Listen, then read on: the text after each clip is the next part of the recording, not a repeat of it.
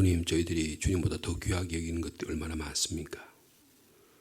돈, 명예, 우리 자신의 쾌락, 세상 일, 가족, 나 자신의 자존심, 수많은 일들이 주님보다 더 중요할 때가 참 많습니다. 세상의 즐거움은 버리고 세상의 자랑도 다 버리고 주님 따라가기를 원하지만 아직도 우리의 내면의 삶, 우리의 진실된 모습은 그렇지 못한 것을 이 시간에도 고백합니다. 그러나 감히 주 예수보다 더 귀한 것은 없다고 믿음으로 고백합니다. 주님, 저희들을 그렇게 만들어 주시옵소서. 주님이 나 같은 죄인을 위해서 십자가 지시고 한 사람 한 사람 주님의 형상 닮아가기를 원하시는 그 하나님의 거룩한 뜻을 깨닫기를 원합니다. 하나님의 교회를 세워주시고 이 놀라운 하나님의 구원의 사역들을 우리에게 맡기셨으니 영적 권세자들이 되게 하여 주옵소서. 주님께 소망을 두고 주님을 믿으며 주님 안에 서로 사랑하는 믿음, 소망, 사랑의 성령의 공동체가 되게 하시고 이를 위해서 필요한 영적 권세를 위해서 하는 말씀을 읽고 묵상하며 기도할 때 주님께서 이 아침에도 함께하여 주시옵소서. 귀한 기도의 제목들이 있습니다. 가족을 살리는 기도, 교회를 살리려는 기도, 나라와 민족을 위한 기도, 주님이 들으시고 응답하여 주옵소서. 우리에게 필요한 일용할 양식을 허락하시고 우리의 세상에 살아갈 때 꼭 필요한 것들, 사랑과의 관계, 특별히 영적 삶에 있어서 부족한 것들을 주님이 채우시고 허락하여 주옵소서. 예수님의 이름으로 기도하옵나이다. 아멘. 계속해서 마태복음 10장의 말씀입니다.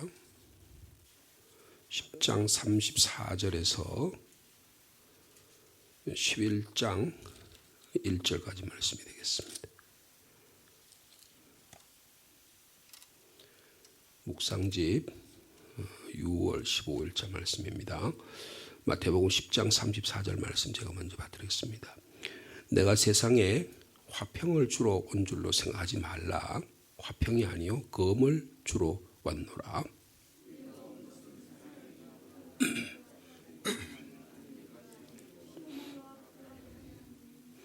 사람의 원수가 자기 집안 식구리라.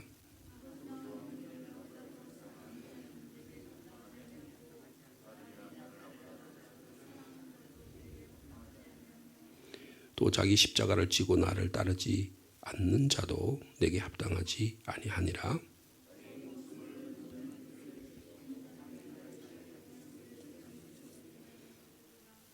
너희를 영접하는 자는 나를 영접하는 것이요 나를 영접하는 자는 나를 보내신 이를 영접하는 것이니라.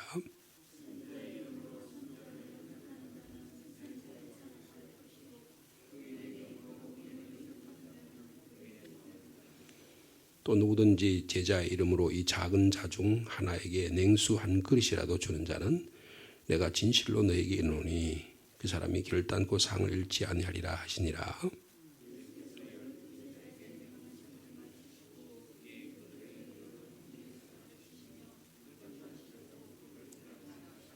아멘. 11장 1절 말씀으로 예수님의 전도를 위한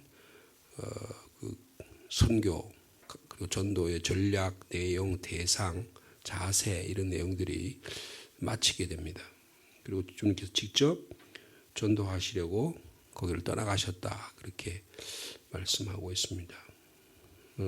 크게 선교하고 전도할 때 우리에게 다가오는 여러 가지 어려움이 참 많은데 그 중에가 동족에 대한 위험이다 그렇게 말씀하셨죠.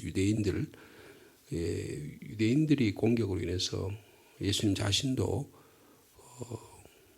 큰 곤란과 십자가를 지셨고 그 다음에 이방인들 그 당시에 로마 제국이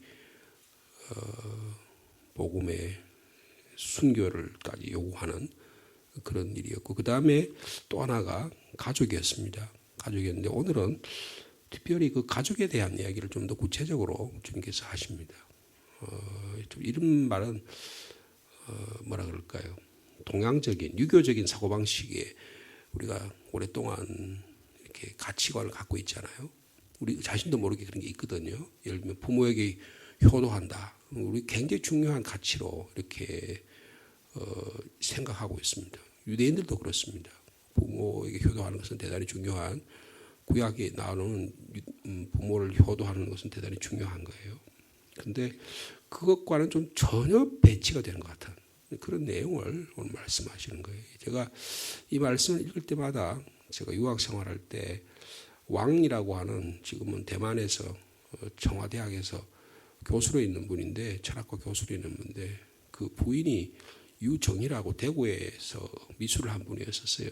그래서 같이 철학을 공부하기 때문에 지도 교수는 다르지만 서로 교제하고, 또 저희 집 사무랑 또 우리 한국 분 거기가 또 같이 예술을 공부하는 분이기 때문에 서로 대화하고, 그래서 서로 주고 오고 가고 그러다가 이제 그 집과 이렇게 교류를 하게 됐는데, 그러다가 이제 그 부인이 저희가 섬기는 한인 교회에 나오게 됐어요.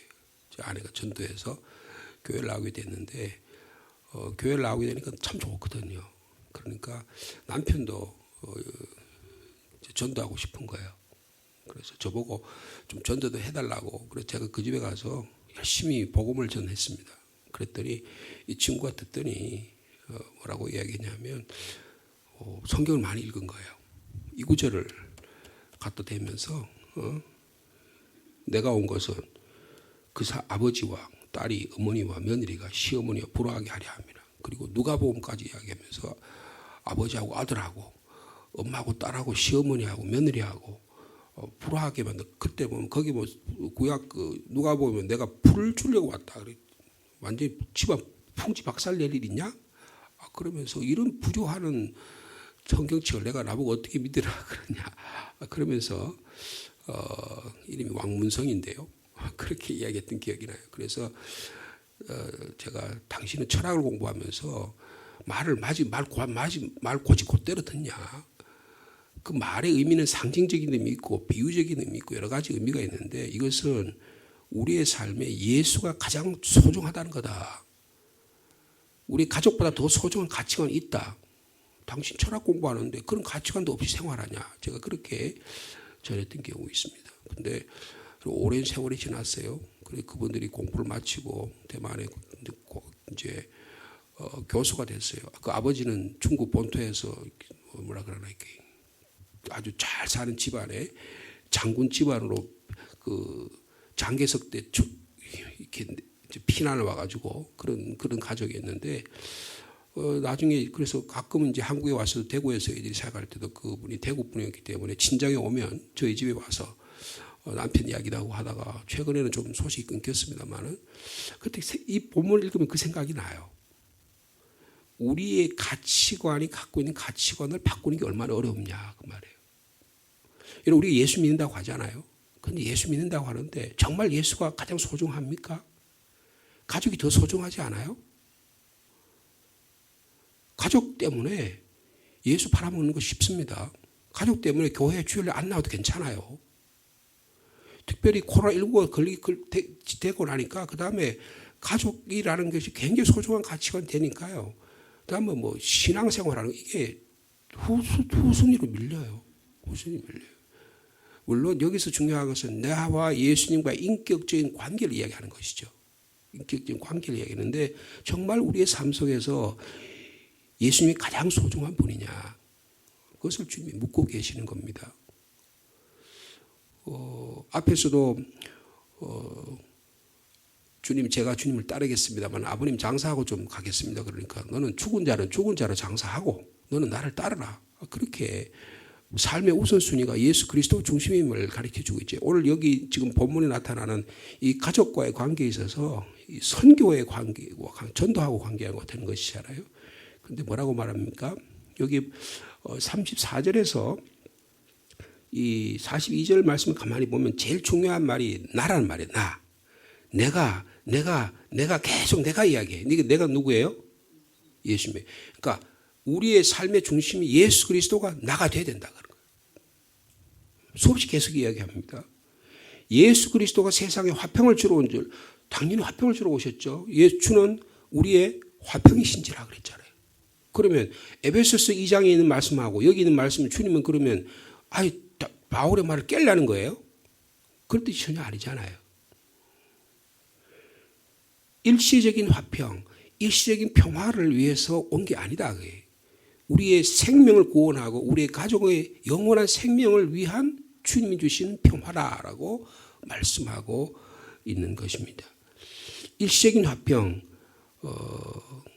때로는 그것이 깨어질 수도 있는 화평을 우리가 추구하려고 하다가 영원한 화평, 영원한 구원을 잃어버릴 위험성이 있다는 거죠.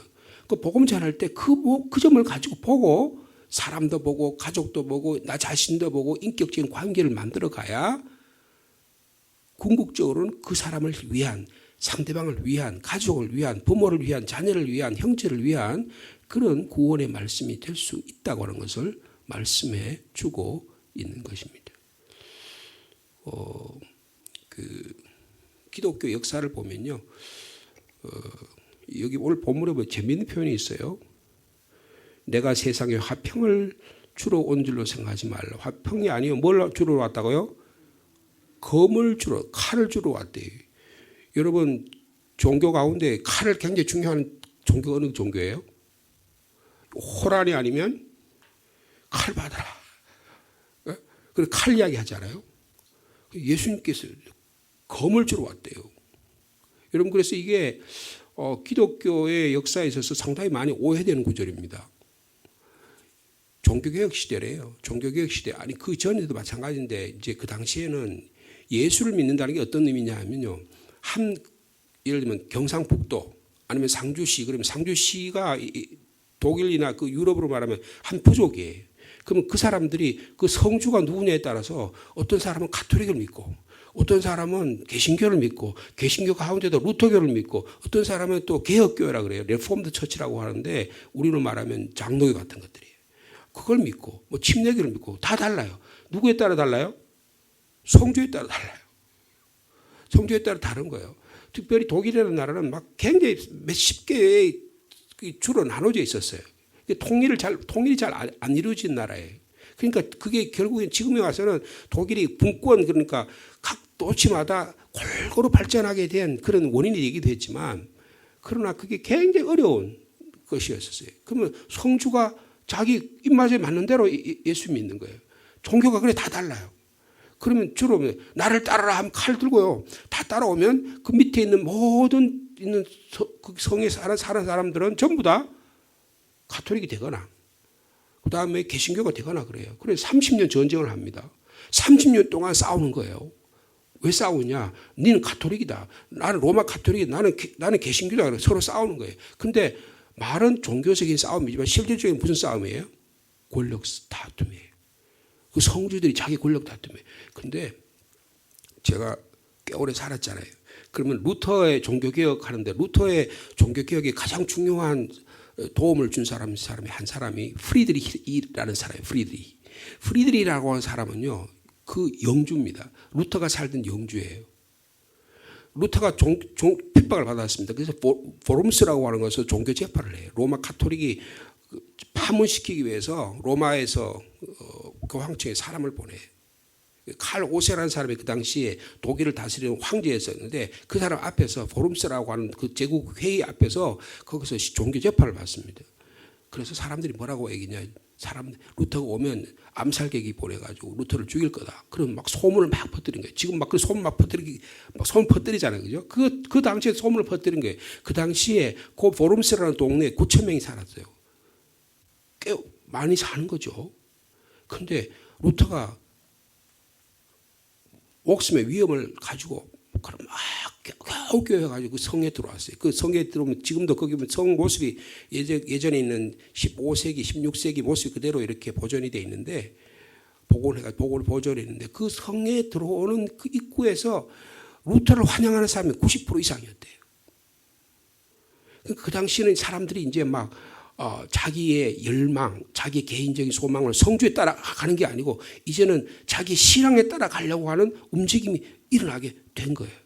근데 그 프리드리라고 하는 사람이 루터를 보호합니다. 근데 사람들이 어떻게 하면 프리드리가 루터를 죽일 거라고 생각한 거예요.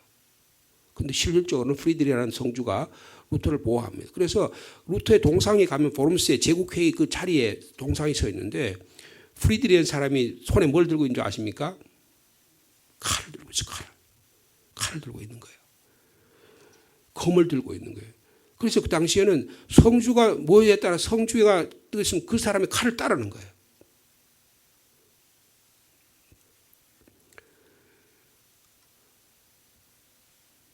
그래서 그 당시 이런 것들을 보면 이것은 신앙의 문제가 아니고 권력의 문제로. 그래서 이거를요, 이 본문의 그 구절들을 이 권력자들이 이걸 다 따라줘요. 화평이 아니라 검을 주러 왔다 이렇게 얘기하는 거예요. 요걸 따라가 가지고 이슬람 사람들 어떻게 코란 아니면 검을 받아라 이 얘기하는 거예요. 여러분 여기서 말하는 검이라는 건 뭐예요? 우리의 신앙의 삶에 있어서 분명히 해야 될 게 있다는 거예요. 분명하게 두부 딱 자르듯이 잘라야 되는 게 있다. 뭐예요? 내 삶에 예수가 삶의 우선이냐 아니면 가족이 우선이냐라고 하는 걸 선택해야 될 때 있다는 거예요. 여러분 이 아침에 우리 삶 속에서 이것이 분명해지기를 바랍니다. 그러면 가족을 사랑하지 않는다는 거예요. 그 제가 아까 중국 친구 이야기했던 왕문성은 기독교라고 하는 것은 가족도 사랑하지 않고 아주 그냥 돌쌍놈이냐? 아니라는 거예요.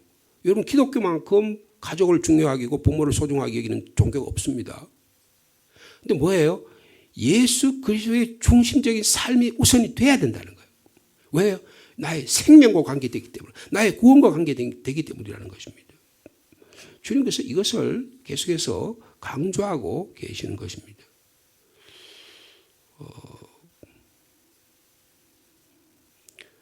오늘날도요, 이런 도전 앞에서 많은 선택을 해야 되는 그런 경우가 지금도 왕왕 있는 것입니다. 부모와 가족의 엄청난 압력에도 불구하고 나는 주님을 따르겠다. 이런 용기를 갖는 것은 대단히 어렵습니다. 특별히 아프리카나 중동이나 이슬람권 사회에서요, 가족을 버리고 예수를 믿는다는 것은 곧 그 사회로부터 완전히 추방되는 것과 같습니다. 심지어는 린치를 당하고 심지어는 죽임을 당해야 되는 그런 경우가 수없이 많이 일어나고 있는 것입니다. 북한 사회도 마찬가지예요. 중국 사회도 마찬가지입니다. 이게 예수님 당시만 예수님이 이 하신 말씀이 오늘도 그대로 적용되고 있다는 것을 말씀해 주고 있는 것입니다. 어떤 목사님의 이 본문과 관련된 제가 그 설교집을 읽어보니까 그런 내용이 있어요. 청주에 여자 교도소가 있는데 여자 교도소 가운데 무기수가 45명 있대요. 한 6, 7년 전에 쓴 글이니까 아마 10년 전에 이야기 되겠죠. 청주 여자 교도소에 여자 무기수가 45명 있는데 이 45명을 조사를 한 거예요. 다 사람을 죽인 사람들입니다. 그런데 그 중에서 절반이 남편을 죽인 거예요. 그 다음에 부모를 죽인 사람, 형제 자매를 죽인 사람, 그 다음에 친척이라든지 그 다음에 애인을 죽인 순서로 나왔대요. 가장 사랑하는 사람, 가장 신실하다고 생각하는 사이에 이 엄청난 이런 갈등이 생기는 거예요. 철떡같이 믿었는데 아무것도 아니라는 거예요. 네? 여러분 35절 내가 온 것은 사람이 그 아버지와 딸이 어머니와 며느리가 그 사람이 그 아버지와 딸이 그 어머니와 며느리가 시어머니와 불화하게 하려 함이라. 기대하는 만큼 불만과 불평이 얼마나 많습니까? 부모가 자기 욕심 때려서 내가 부모가 하도 못 배웠어. 그래서 내가 자녀를 막 교육을 열심히 시켜가지고 좋은 그래가지고 나의 욕구 충족을 하려고 그래. 내가 원하는 대로 공부를 해가지고 결혼시켜가지고 그렇게 해서 하려고. 근데 그 뜻대로 됩니까? 안 되잖아요. 그러니까 계속 불만 관계가 어려워지는 거예요. 예?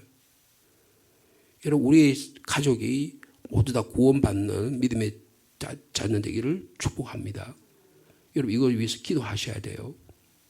삶의 우선순위가 뭐냐는 것을 말씀해 주고 있는 것입니다. 참 마음이 좀 아프잖아요. 사람의 원수가 자기 집안 식구이라. 구약 성경에도 보면 하나님께서 아브라함 같은 경우에 어떻습니까? 가장 생명에서 내가 너의 자녀를 통해서 후손에 복을 준다고 말씀하셨는데 이삭을 낳고 이삭이 한 12살 정도 됐는데 이삭 데리고 가가지고 모리아 산에 가서 제물로 바치라니 이게 말이 됩니까? 너의 삶 속에서 정말 너가 나를 사랑하냐? 그 아들까지 바치겠다고 하는 이 아브라함의 믿음은 이제야 너가 나를 사랑한 줄 내가 알겠다. 인간인 아브라함이 하나님을 앞에 신앙 고백하는 게 아니고 그 아브라함의 신앙 고백에 감동한 하나님께서 내가 너를 사랑한다. 너가 이제야 나를 사랑한 줄 내가 알겠다. 우리 하나님 입에서 오히려 아브라함을 신뢰하는 말이 터져 나오는 거예요.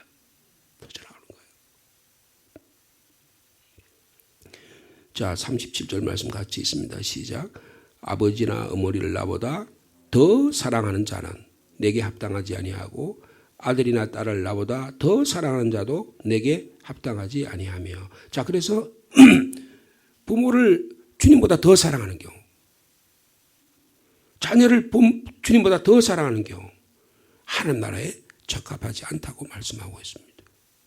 여러분, 이것은 부모를 사랑하지 하지 말란 말도 아니고 자녀를 사랑하지 말란 말도 아니에요. 올바로 부모의 생명을 위해서, 자녀의 생명을 위해서 올바로 살아가는 방법은 예수 그리스도 안에 있게 하는 삶의 원리라는 것입니다. 때론 이 일 때문에 불화가 생길 수 있습니다. 그러나 하나님은 이 일을 통해서 생명의 역사가 일어나게 해 주실 줄로 믿습니다. 이 경우에는 선택을 해야 되는 거예요. 여기 칼이 필요한 거예요. 결단이 필요한 거예요. 어머니, 예수 믿으셔야 돼요. 천당 갑니다. 그래야 천국 가십니다.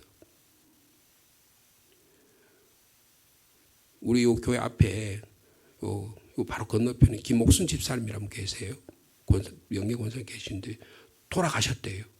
작년에 돌아가셨대요. 근데 그 집에 딸만 8이에요. 딸이 8인데 큰 따님이 어머니를 모시고 있었어요. 근데 그 중에 둘째 딸 김옥순 집사님이 살아 계실 때 한 이야기예요.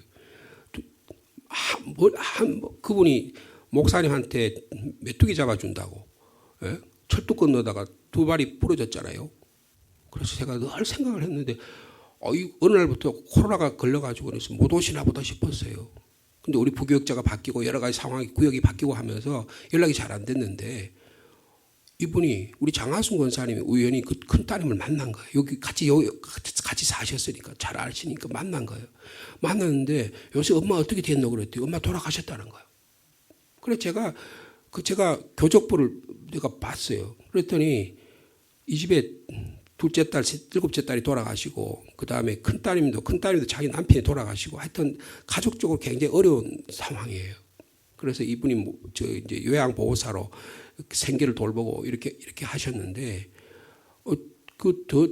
몇 번째 딸인지 모르겠지만 다른 곳에 사는 다른 집에 갔다가 이 양반이 돌아가신 거예요. 근데 이 큰 따님이 교회에 연락을 안 한 거예요. 그래서 제가 보니까 우리 집사님 좋아하신 찬송왕 301장 제가 그랬거든요. 집사님 돌아가시기 전에 유언해야 된다. 반드시 교회에 연락하고 그리고 장례 치러달라고 이야기해라. 근데 치매가 오고 이렇게 되시니까 그걸 못 하신 것 같아요. 그래서 제가 언제 이번 주일에 다음 주일에 꼭 그 집에 가서 제가 위로도 전하고 교회 주님의 안부를 좀 전하려고 그래요. 여러분, 자녀가요 예수 안 믿으니까 이런 일이 일어나는 거예요.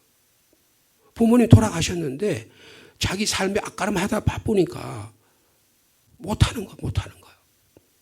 평생 주님 따라가서 목사님 위해서 메뚜기 잡아주신다고 했던 그 사랑의 마음이 있는데 그거를 놓쳐버리니까 제가 마음이 얼마나 아픈지 몰라요.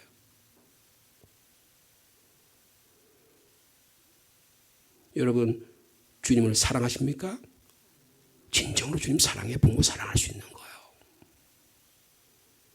평생 엄마가 바로 앞에 있는 교회에 나와서 그래서 맨날 주님 교회만 바라보고 그렇게 살았는데 본인이 못 움직이시니까 그 다음에 교회도 못 나오고 장례식도 그렇게 하고 싶었는데 그렇게 못 하셨잖아요. 자, 우리 38절 39절 말씀 마지막으로 같이 있습니다. 시작. 또 자기 십자가를 지고 나를 따르지 않는 자도 내게 합당하지 아니하니라. 자기 목숨을 얻은 자는 잃을 것이요 나를 위하여 자기 목숨을 잃은 자는 얻으리라. 여러분, 심지어는 부모보다 자녀보다 나 자신까지 부인해야 된다는 거야. 나 자신까지. 십자가가 뭡니까? 나를 부인하는 거잖아요. 나를 부인하는 거잖아요. 나 자신을 부인하고 주님을 따르지 않는 자도 내게 합당하지 않다고 말씀합니다. 엄청난 결단이에요. 주님, 너 안에 이렇게 결단할 수 있는 칼을 갖고 있느냐 그 말이에요. 선택할 수 있는 그런 엄정한 믿음의 결단이 있느냐 그 말이에요. 여러분, 여러분의 믿음의 결단이 있기를 축복합니다. 여러분, 이것은 축복입니다. 일시적인 가족 간의 불화인 것 같지만 생명 살리는 일이에요. 여러분, 나중에 주님 앞에 갔을 때 너 왜 자녀한테 복음 안 전했니? 너 부모에게 왜 복음 안 전했어? 여러분, 그럴 때 우리가 주님 앞에 뭐라고 말할까요? 제가 자식 키우느라 바빠가지고요. 자식들 시집 장가 보내느라 바빠가지고 변명이 될까요? 이거 아마 어느 가정에 한 가정도 여기에 해당되지 않는 가정 없어요. 저희 가정도 다 마찬가지라고 생각해요.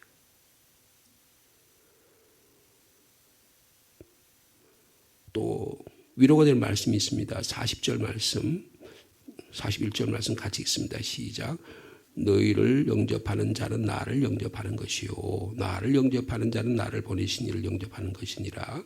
선자 이름으로 선자를 영접하는 자는 선자의 상을 받을 것이요 의인의 이름으로 의인을 영접하는 자는 의인의 상을 받을. 복음 전하러 왔는데, 예? 그 너희는 복음 전하는 제자들이잖아요. 그 제자들을 영접하는 자는 누구를 영접한다고요? 주님 영접하는 일이다. 아주 명확하게 얘기하십니다. 그 가정을 통해서 축복의 통로가 예수 그리스도가 그 가정에 오므로 복음 전하는 그분을 통해서 예수 그리스도가 그 가정에 오므로 그 가정에 복음의 역사가 일어나게 된다고 말씀해 주고 있습니다. 저는 확실하게 믿습니다. 이런 일이 일어나요. 저희 가정에 그런 일이 제가 외람되지만 얼마 전에 저희 가족의 우리 할아버지 칭찬 할아버지 말씀 잠깐 드렸잖아요.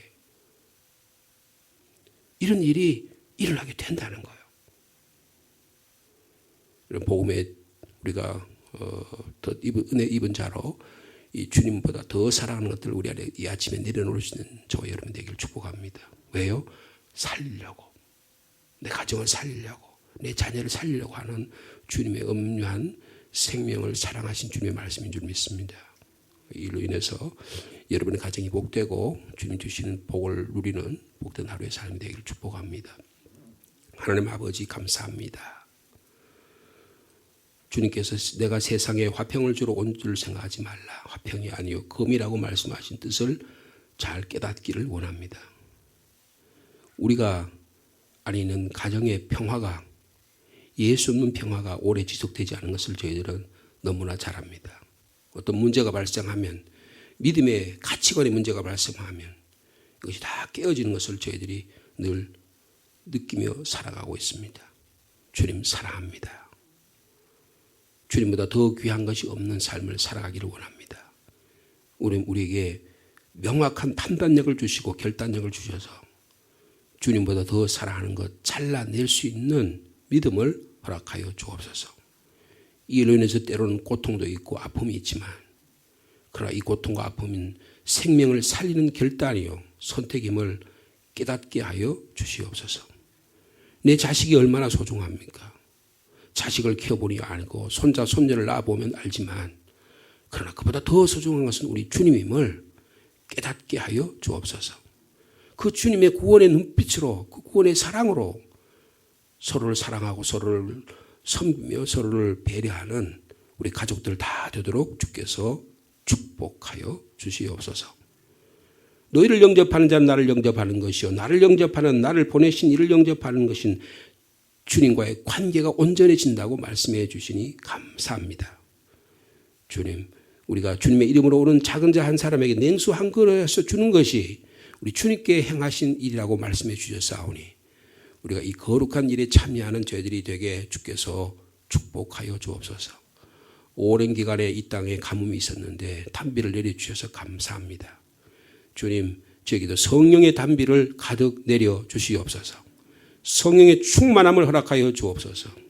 우리의 삶의 구석구석에 딱딱하게 굳은 것들, 말라 비틀어진 것들, 관계 속으로 죄악들이 우리를 공격하는 것들 주님 가감하게 잘라내게 도와주시고 성령의 충만함으로 하나님의 말씀의 권능으로 능히 이겨나갈 수 있도록 넉넉히 이겨나갈 수 있도록 주께서 허락하여 주시옵소서.